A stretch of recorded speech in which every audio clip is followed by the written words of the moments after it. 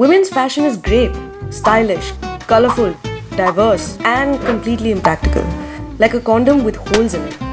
We have thankfully said goodbye to the terrible practice of binding feet, and no more corsets that make you spill out of your own body like the foam in a cappuccino.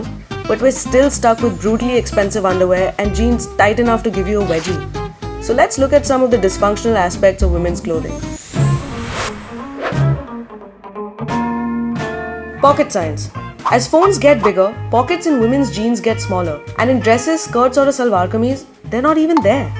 We've designed suits fit for space travel, but if you want to travel with your phone, put it in a handbag. And then there are clothes that have decided to tease women by having pockets that only look like pockets, like some kind of terrible foreplay that never ends. Face it, the pockets you've called for are currently unavailable. Please try again later. Thank you. Breast friends.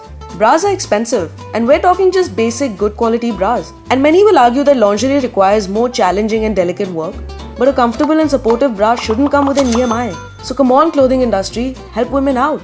Be supportive, like a bra. Save your soul. High heels have collected many awards like Best Height, Best Female Beauty Enhancer, and Best TikTok since Kesha. But there is also ample evidence that wearing them can cause irreversible damage to the feet and spine. In a male-dominated professional world, a lot of women resort to wearing heels to feel empowered. But is this empowerment real or based on society's standards? And is it worth the intense physical pain? Size matters. Women come in all shapes and sizes, yet women's clothing only caters to the ideal body type. Most women are still running around department stores trying on tops that are somehow both loose and tight, going through jeans that fit the butt and reject the thighs, and being fooled by mediums that are actually small and smalls that are actually for children. And when you finally find the one that fits just right, don't move, because you probably can't. The fashion industry is steadily churning out practical clothing for men, but clothing for women continues to be more about visual appeal.